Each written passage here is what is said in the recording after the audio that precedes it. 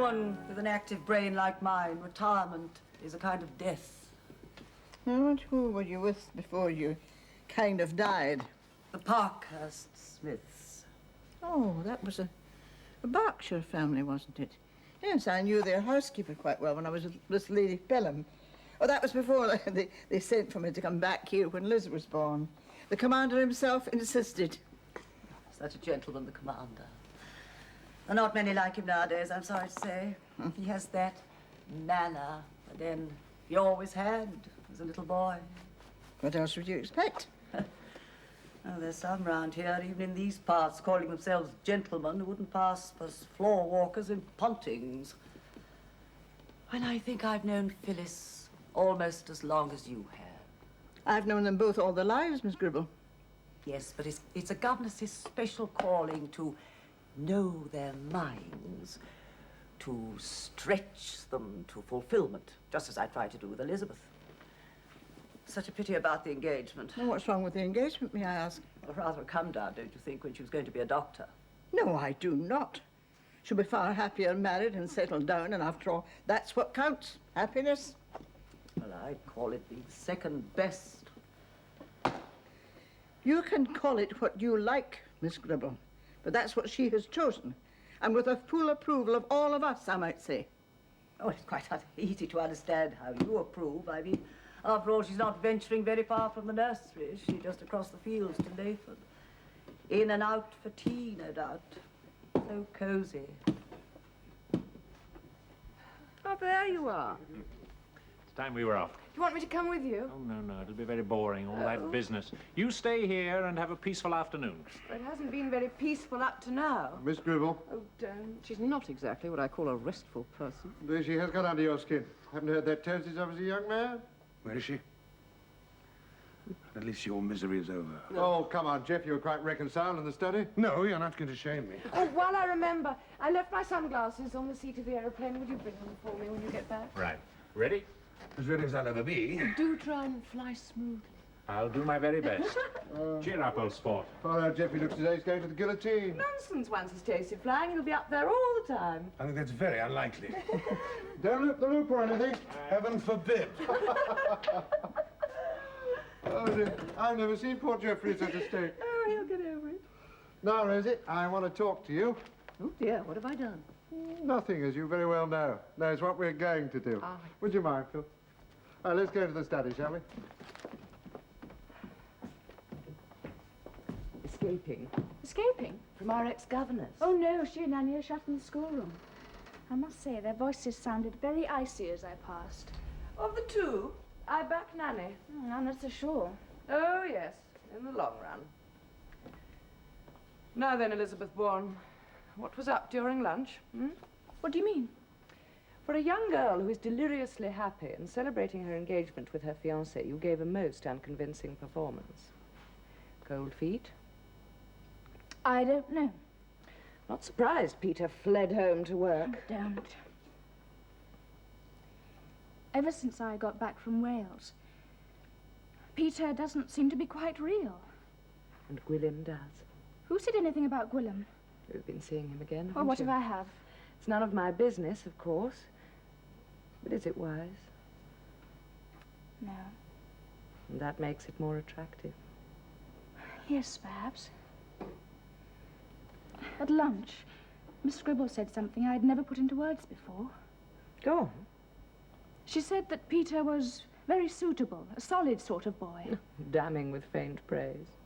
Well, she's right in a way. Oh, Liz, darling, Miss Gribble is always right in a way. It's her trouble. Why I ever asked her here, I must have been mad. You're mesmerized. You're far too gullible. I've always said so. No, I'm not. You wouldn't recognize an emotional blackmailer at 2 feet. Never mind. Now, about Peter. Well, it's that word, suitable. Everybody is always saying he's suitable. Meaning dull. Oh, I can see our life together, stretching ahead until the grave. Nothing unpredictable and everything rather safe and ordinary. Isn't that just pre-wedding nerves? Oh, yes, of course it is. I'm just being silly. I love him. But not that breathless, sweep you off your feet kind of love. Sometimes I wonder if that love exists. Because if you're talking about dreams and unreality, that's where it is.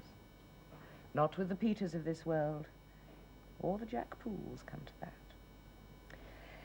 When you're off me... Phil, I'm never off you. When you're off me, as you are from time to time, so there's no use denying it, I think it's because in a way we're very much alike. Wanting adventure and the whole world now, and then something happens. You get hurt. And you want to be safe? Yes, but someone who'll give you no surprises. The son of your father's next-door neighbour, tucked up in a little cottage with roses round the door. Phil, please don't. You're as depressing as Miss Gribble. Thank you, darling. Come on, now, drop brandy won't hurt you. No, really, I must keep a clear head. We're not going up in an aeroplane. The wedding plans. Isn't that why you hustled me in here? Oh, yes. Yes, I suppose it was. Jeffrey and I have decided to give them a new kitchen as a wedding present. Well, I know it's not very glamorous, but 1 week with that old mill range there'd be in the divorce court. Well, it's very generous of you. I heard Liz talking about it the other day. Dear practical girl, she was telling Peter that they could buy a refrigerator on that dreadful hire purchase system for 2 and 6 a week. Well, I mean, why should they pay out any extra when we can give them one? Well, now, I thought I might give them a radiogram. Oh, Liz will miss Vicky's piano playing, and, well, I know Peter's very fond of music. Oh, and Gates is grafting some very special Rambler roses to go over the front door. You do think she's certain, don't you? Oh, Liz? Oh, good Lord, yes. Well, you asked me that at the coronation. Is it still worrying you? Oh, I don't know. It's the way Miss Gribble looked when we were toasting their health at lunch. She looked, how shall I put it, as if she was sorry for her. Ah, dreadful woman. I see you put the chest of drawers back again.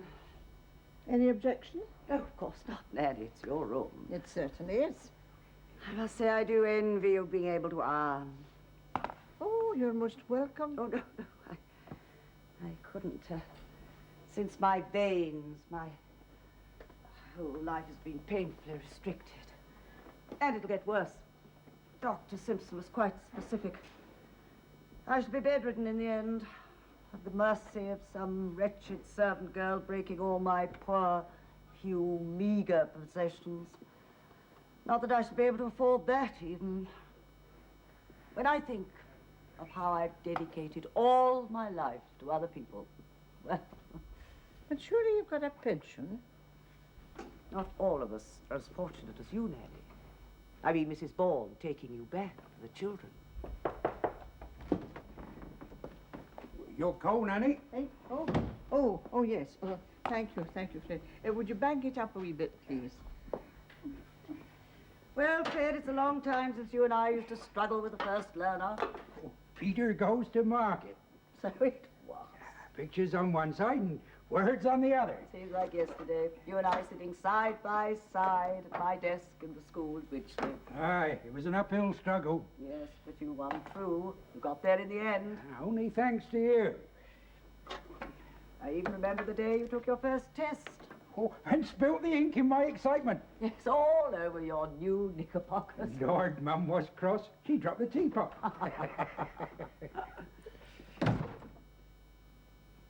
Ah, what's the trouble? I hope it's nothing I've said. Tell me more about Gwilym. Well, we've written to each other once or twice. You know, since he came here last summer. He wrote such a nice letter about Mummy and Anne, so when I was in Brecon with Johnny last week, we drove over to Aberystwyth and had tea together. Where? In his rooms at the university. We met a lot of his friends. He's so full of life and ideas. I mean, he takes nothing for granted. He's always questioning and examining everything. That can be very endearing. Ah, here's where you went wrong. Ausgefallen, the past participle.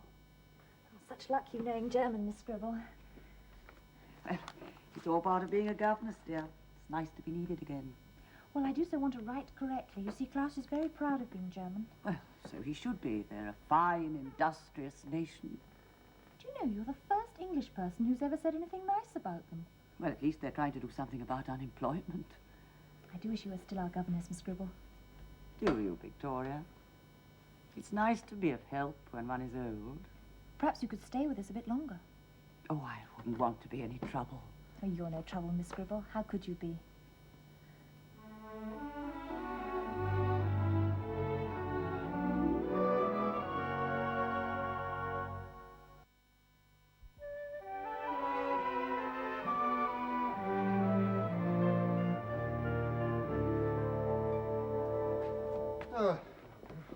Daddy.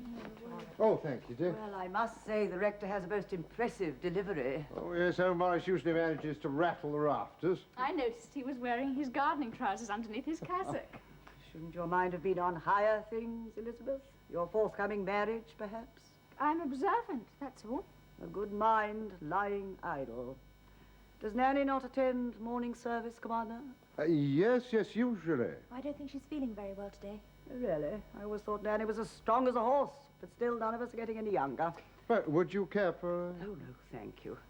Now, Victoria, I suggest that you and I go up to the schoolroom and grapple with those German verbs. Oh, yes, please. Well, Vicky, aren't you being rather selfish making Miss Gribble work when she's only here on holiday? Helping Victoria is not work, my dear. I'll get my books ready. Such a dear child, Commander. The youngest and the brightest. You must be very proud of her. Well, I'm proud of both my daughters, Miss Gribble. Yes, I'm sure you are.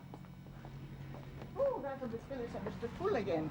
Yes, but they're circling the house to say goodbye to us. I gather they had a very fruitful weekend.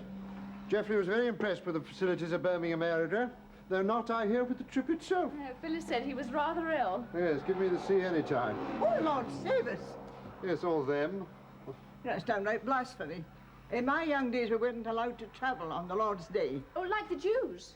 No, the way freeze. Oh, dear, I can't say anything right this weekend. I've got a headache. It's just the strain of the engagement and everything. Is that what it is? Do you know, I think we ought to ask Miss Gribble to stay on for a few days. She's looking very frail. At least she's helping Vicky with her German. Daddy, must we? When I think of it, I was going to have a nice, easy weekend. That woman alone eats enough for a regiment. Her name is Miss Gribble, Eileen. I know what her name is, thank you. You get your hands off them. Poor woman. I bet she don't get enough to eat at home. Thin as a twig, she is. Nonsense. She's as thin as her heart, that's all. It's all right for you. You've never gone hungry. But I have. Yeah, and I'll bet you a treat to a turnip that she's having a pretty lean time of it now. She hinted to that effect earlier on. Hint? All she ever does is hint. Hint she'd like to stay longer. Hint our Miss Elizabeth is throwing herself away. Hint she's starving. And more than hint that Nanny spoilt the children. It's not like you, Eileen, to be that prejudiced. Prejudiced? Why, you're so bemused with that woman having taught you to read that she could lead you by the nose with a ring through it at 10 miles an hour. And if there's one thing that I cannot stand, it's a jealous woman. Jealous? And what have I got to be jealous of, Fred Gates? Because you're not the answer to the maiden's prayer, you know, far from it. Where you snored last night. And I don't have to stay here to be abused. It really would be for the best, you know. Oh, Daddy, please. Look, darling, either we have to ask her to stay on for a bit now, or we have to have her again. And of the two, I prefer the former. Well, why do we have to do either? Because if your mother was here, that is precisely what she would have done. Darling Mummy always thought of everyone except herself. The funny thing, Miss Gribble took me aside in the churchyard this morning. She said something, it was something rather moving. She said your wife was one of the very few people who ever made me feel good. Well, perhaps we should ask her to stay. I think so. What's the matter with you, Eileen? Oh, my, what are you doing? Sorry. Oh, Nanny, these last few days, everything's been so topsy-turvy, I don't know whether I'm on my head or my feet. Oh, that's no reason why you should be upsetting yourself. I had words with Fred. Oh, no. Yes, you see, he's that struck on that Miss Gribble. You can't make the slightest remark without giving offence. Oh, you him know. and my wee Vicky. I know, but we shouldn't have quarrelled, No. Fred and me. We just shouldn't have quarrelled about her. But, you know, even when I made a remark about her own buttons... What? Her Horn buttons. Buttons. You know, well, he flew off the handle and asked me what I was hinting at. Hinting, I said? It's not me that does the hinting. If she's so poor, I said, how come that she can afford real horn buttons? You answer me that. And he couldn't. No, if you ask me, Nanny, she's neither so poor nor so sick as she makes out. You know, you may be right, Eileen. Do you think so? And I've a good reason to think that I know where I can find out. Oh. Now, will I not make you a wee cup of tea? No, thanks, love. I'll just work it off on this pudding. I'll mind the walls for any sake. Oh. I'll give him Miss Gribble. Mrs. Barkworth, would it be possible for you to find out for me the telephone number of a family in Berkshire? Oh, you can. That's splendid. Well, the name is Parkhurst Smith. Miss Gribble, when did you teach at the Winchley Village School? Let me see. I started in 1897. Do you know, I was just a year older than you. Gosh, you must have been very frightened. Frightened? No, not really. Relieved would be a better word. Relieved to get away from town poverty. How little I understood. How do you mean? Sometimes I look at the old photographs of the Winchley School, and they appear so sunny and bland. Nothing to show the empty stomachs and the grinding, day-to-day struggle to be alive. Goodness, I never knew. Underneath, it was the same as where I grew up, only prettier. Oh, you're too young to understand. Oh, I think I do, a little bit. You know, I believe you do. I remember my mother, on and on and on she went of how I should be grateful, of what I used to wonder. It was my brains that got me out, allowed me to better myself. But you can't get away from your roots. Victoria, I don't know what came over me. I do apologize. Now, back to the German grammar.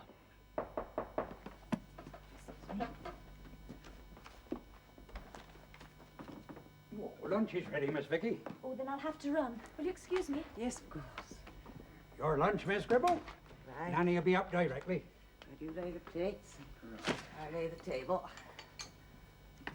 Miss Vicky and I were just talking about the old days in the schoolroom. Aye, happy days they were. Do you know, I sometimes think they were the happiest days of my life. Oh, how extraordinary. How's that? One history, and each memory makes a different picture of it. What does that mean? Oh, nothing, Fred, nothing. Oh, thank you, Fred. Yeah. There we go. Yeah. Thank you. Now, have you got everything, Miss Gribble? Yes. For what we're about to receive, may the Lord make us truly thankful. Amen. Now, I believe the commander is going to ask you to stay on for a while. Oh? If he does, will you accept? Well, it would be churlish of me to refuse. I see. Those people you worked for in Berkshire, Parkhurst Smith, wasn't it? What about them? I hear they gave you a pension, Who told you that? and that you're not nearly as hard up as you would like people to believe, What absolute rubbish. and that indeed they pay your doctor's fees, And who have you been talking to, may I inquire? and that as far back as years ago you were telling people that soon you will be bedridden. Are you accusing me of something, Nanny? I'm not accusing Miss Gribble. I'm telling you that you and I are the same generation. Two women who have worked for other people's families all their lives. In my case, I consider it to be an honor. And that's why there's no good you trying to pull the wool over my eyes. As if I would demean myself. No? Well, let me tell you, I'm just canny enough to know that all that's wrong with you is that you're bored. So bored that you would push your way in anyhow, as you've done here, with your poor me this and your poor me that. How dare you talk to me like that? How dare you? Oh, I dare, Miss Gribble. Oh, yes, I dare. Because this was a happy, happy household before you barged in with your interference and mischief. Are you implying that I'm trying to get back into the household? Well, I'm not implying it, I'm saying it. And let me tell you, Miss Gribble, you're not welcome here. Not by Miss Elizabeth or Mrs. Gates or me or the commander, if he would just be honest with himself. And let me tell you, Nanny, that I've no intention of staying where I'm not wanted. Good. As long as we understand each other. Mustard, Miss Gribble. Oh, Miss Gribble, must you really go? Yes, my dear, I must. There's a time to arrive and a time to leave. But you've only just had breakfast. Well, what better time to depart than a bright, sunny Monday morning? I do hope you'll come and see us again. We'll see. Or perhaps I could come and visit you in Gloucester. Well, that is, if you don't mind. Oh, what do you think? Of course, I should be delighted. Any time you like. You know, Victoria, in some ways we're very alike, you and I. We're both outsiders. Outsiders? But don't make the mistake that I made. Don't let yourself be too cut off. I don't understand. The day you understand will be too late. Well, the car's ready, Miss Gribble. Oh, thank you. Miss Gribble, please try and come to my wedding. I'll send you a card. Thank you very Yes, much. yes, I'll get Gates to drive over Goodbye, to Gloucester Commander. and fetch you. Take care. So glad you could come. Daddy, aren't we hypocrites? Oh, I don't know. Isn't it a question of good manners? Oh, Daddy, it's rank hypocrisy, and you know it. I mean, we're all jolly relieved that she's gone. In a way.